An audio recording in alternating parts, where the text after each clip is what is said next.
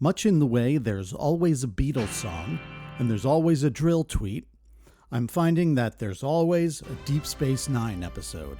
The most obvious parallel to draw between Deep Space Nine and the real world right now is comparing the Cardassian occupation and genocide of Bajor to Israel's occupation and genocide of Gaza, which I did in a past video, although I think it works as an allegory for most occupations and genocides. But while Star Trek is very politically savvy and sometimes downright prophetic, I never expected to find an episode that reminds me of the MAGA movement as much as the one I'll go over today. Before we begin, I must give my customary preface to the people who will inevitably leave comments saying, Star Trek is fiction? You're so smart. You're so smart. You're so smart. You're so smart. Deep Space Nine, Season 2, Episode 15, Paradise, begins with Commander Sisko and Chief O'Brien surveying nearby star systems to find suitable locations for new colonies near the wormhole. If you don't know what I'm talking about, it doesn't matter. Sisko and O'Brien detect a habitable planet in the Aurelian system, but are surprised to find multiple human life signs in their readings as well. When they try to hail or call the surface, they get no response. And when they check the computer, there are no records of any Federation settlement there. Oddly, O'Brien also picks up what he calls a low-level duonetic field on the planet, which is something that blocks communication signals. More on that later. Also, I feel like it may be prudent to mention that when they talk about colonies and settlements, these are on uninhabited planets. The Federation is like a civilized society. It's not Israel or Cardassia. The guys beam down to the planet to make contact and immediately find that their tricorders don't work, so they'll be unable to analyze their surroundings with their advanced technology. Two settlers approach and hold them at arrow point, but quickly recognize them as Starfleet. The settlers introduce themselves as Joseph and Vinod. Joseph explains that 10 years ago, their crew had to stop on this planet to repair their life support systems, but much like Sisko and O'Brien now, simply couldn't get any of their equipment to work. With no way to fix their gear or contact anyone, they did their best to survive and created a self-sustaining community they were proud of. Joseph introduces their new guests to the head of the community, Alexis. Notably, he introduces them as Ben and Miles. No Starfleet formalities like last name and rank. After a barrage of questions from the settlers about what they'd missed while living there, O'Brien says he'd like to try to get some response from the EM systems. Alexis is resistant, confidently stating that they had given up hope of that years ago. She also said they were never able to track down the source of the duonetic field, although they suspected it could be related to the astatine deposits in the surrounding marshes. Astatine, for those wondering, is the real-life element number 85 on the periodic table. Yeah, I googled it. The crew's former ship, the SS Santa Maria, now known as the Cabin, serves as their living quarters. Alexis explains that they've rediscovered what humanity is capable of without technology. They were able to grow food, build, make clothes, and provide everything they needed for themselves. Almost sounds too good to be true.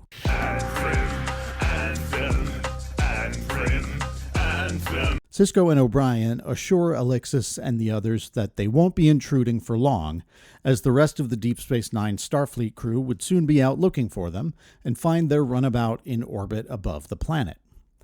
Alexis at first seems open to the idea of settlers deciding on their own if they'd like to go back to the Federation when Sisko's crew arrives, although she says she'll never leave. But she says Sisko and O'Brien can stay as long as they want, as long as they contribute. Commune rules. I can dig it. This is the commune.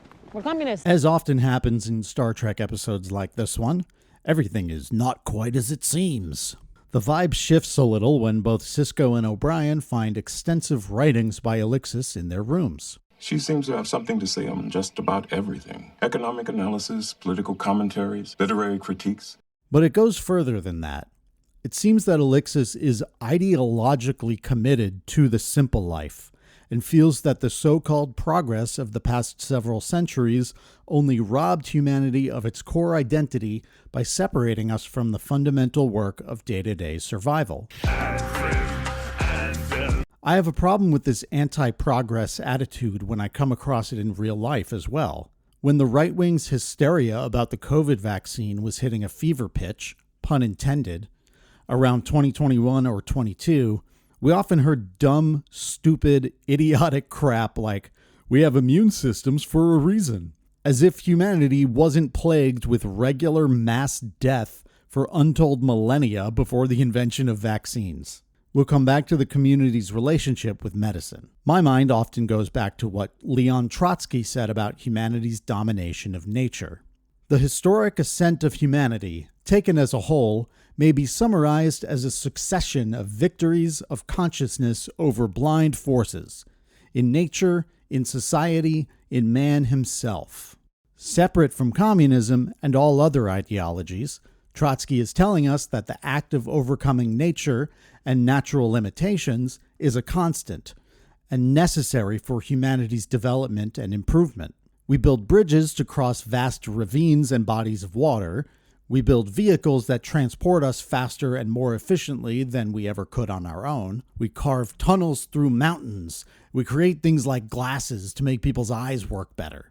Trotsky also said, the proper goal of communism is the domination of nature by technology and the domination of technology by planning, so that raw materials of nature will yield to mankind all that it needs and more besides. This is interesting to me because it suggests that communism is both the means and the ends. With state power in the hands of the working class, which itself is not communism but a step on the path to communism, we can harness this domination and incredible productive force to the benefit of all humanity.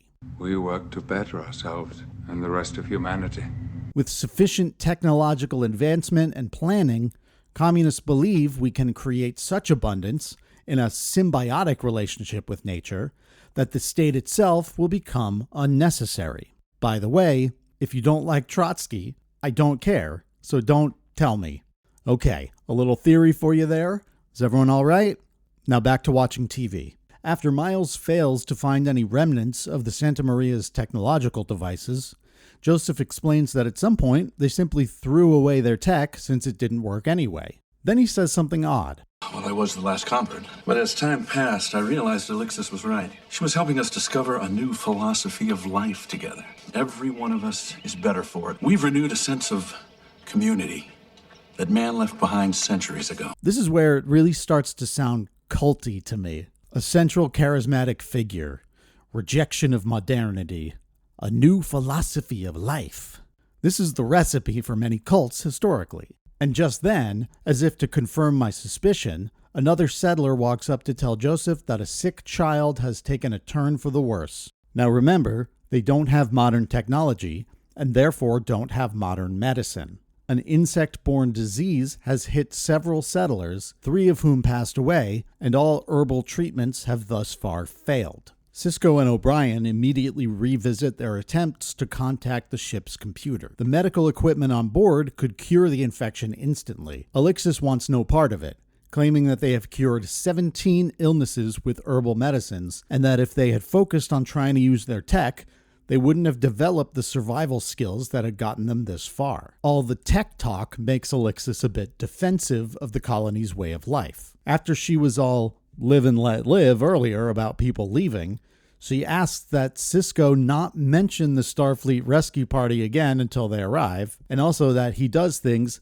their way, which I guess means letting people perish from curable illnesses. And this is where the MAGA piece comes in for me.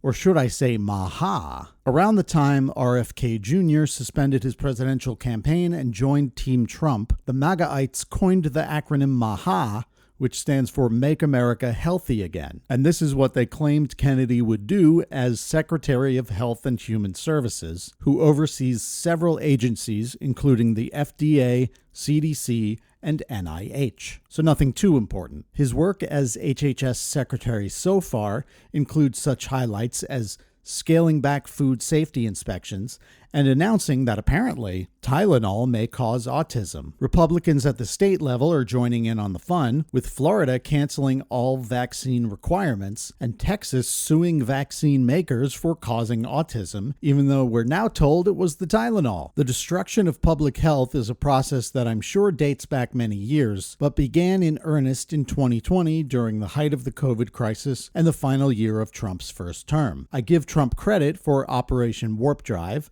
and I give Biden credit for the initial vaccine rollout. But Trump did a lot to muddy the waters of public health communications, and Biden declared the pandemic over, which it is not, and ended free testing and vaccines. We're on a dangerous road. I explain all of this and connect it back to Deep Space Nine because I want you to see the result of the let nature take its course approach the Republican Party seems to be taking to public health, and the complete failure and or unwillingness of Democrats to counter it in any meaningful way. Many Americans are not prepared for a world where a cold can be life-threatening, a cut can be deadly, and where casting aside known medical science will needlessly take your loved ones from you. Alexis doesn't give Sisko a red hat or anything, but she does start nudging a little harder to get him and O'Brien to change out of their Starfleet uniforms. She's clearly trying to get them to shed their old identities and embrace commune life. The MAGA cult is not exactly forcing followers to change their clothes, but it certainly influences them through aggressive merch sales, not only of standard Trump and MAGA gear, but celebrations of Confederate flags, concentration camps, and anything plastered in red, white, and blue.